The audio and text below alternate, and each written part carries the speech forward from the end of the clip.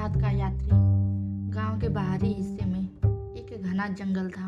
उस जंगल के बीचों बीच एक पुराना खंडहर था जिसे लोग अमावस्या का आश्रम कहते थे। कहते हैं कि जो भी रात के समय में वहां से गुजरता है वह कभी लौटकर नहीं आता।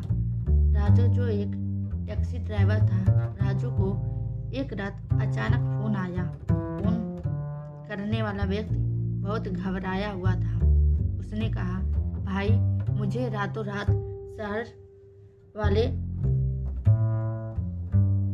शहर पहुंचना है, क्या आप मुझे छोड़ सकते हो? राजू ने पैसे की लालच में हामी भर दी। वह तय स्थान पर पहुंचा जहां एक अजनबी खड़ा था। वह व्यक्ति लंबा था, सफेद कपड़े पहने हुए और उसके चेहरे पर अजीब सी शांति थी। रात के समय सड़क सुनसान थी। राजू ने बातचीत शुरू करने को पूछा, भाई साहब इतनी रात को क्यों? अजनबी ने मुस्कुराकर जवाब दिया, कुछ जरूरी काम है। जैसे जैसे टैक्सी आगे बढ़ रही थी, राजू को कुछ अजीब आवाजें सुनाई देने लगी। कभी सड़क के किनारे कोई परछाई दौड़ती हुई दिखती तो कभी अचानक ठंडी हवा टैक्सी के अंदर तक आती जाती।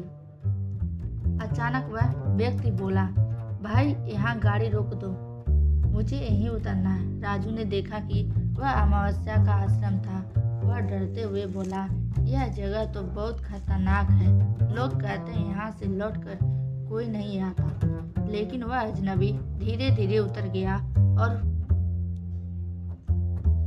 बोला कि सीट डरना मत, तुम्हें तुम्हारा मेहनताना मिल जाएगा। राजू ने जब अपनी बगल की सीट पर देखा तो वह थर थर कांपने लगा।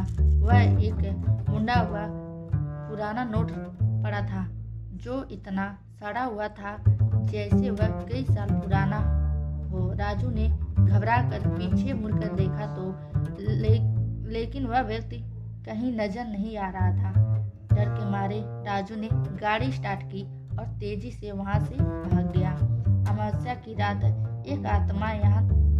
अगले दिन उसने गांव के कुछ बुजुर्गों से कहा, यह घटना बताई। उन्होंने बताया कि अमावस्या की रात एक आत्मा यहाँ से गुजरने के लिए टैक्सी बुलाती है।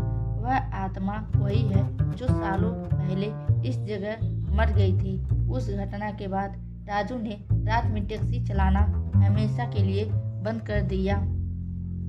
लेकिन हर बार जब वह उस नोट को देखता तो उसे उस रात के यात्री की बात याद आ जाती। राजू भले ही उस रात भाग कर आ गया हो, लेकिन वह खंडहर और रात के यात्री की बात उसके दिल व दिमाग से नहीं निकल पा रही थी।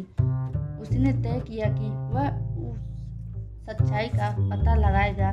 कुछ दिन बाद उसने गांव के बुजुर्ग रघु काका से इस जगह के बारे में पूछा। रघु काका ने गहरी सांस लेते हुए कहा, बेटा वह खंडहर पहले एक आश्रम था। वहाँ एक महात्मा रहते थे।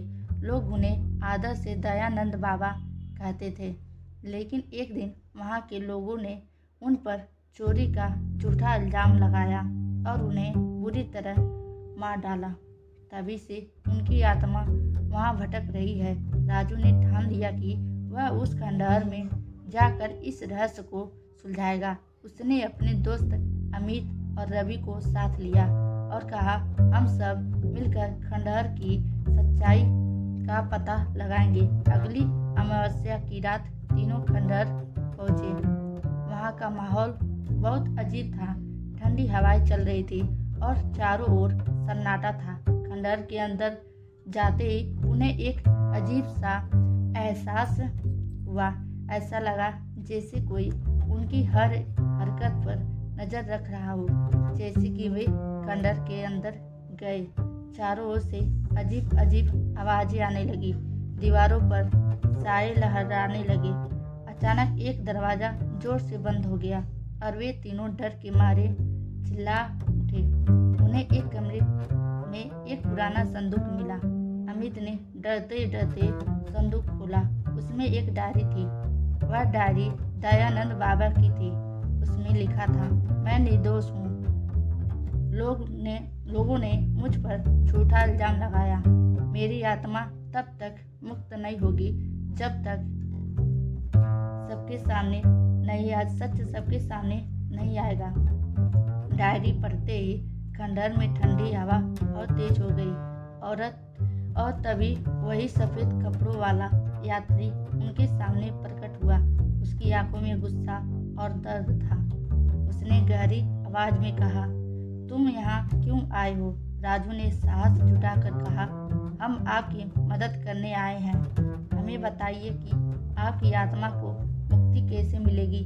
यात्री ने बताया, मुझे निर्दोष साबित करने के लिए उस पवित्र मूर्ति को ढूंढो जिसे चुराने का झूठा इल्जाम मुझ पर लगाया गया था।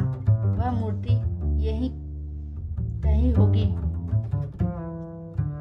यहीं छिपी है। उसे गांव में वापस लाओ, तभी मेरी आत्मा को शांति मिलेगी। रवि, अमित और राजू ने खंडहर में हर जगह तलाश की। अंत में खंडहर के तहखाने में उन्हें वह मूर्ति मिली। वह बेहद चमत्कार और पवित्र लग रही थी। तीनों ने मूर्ति को गांव के मंदिर में स्थापित कर दिया।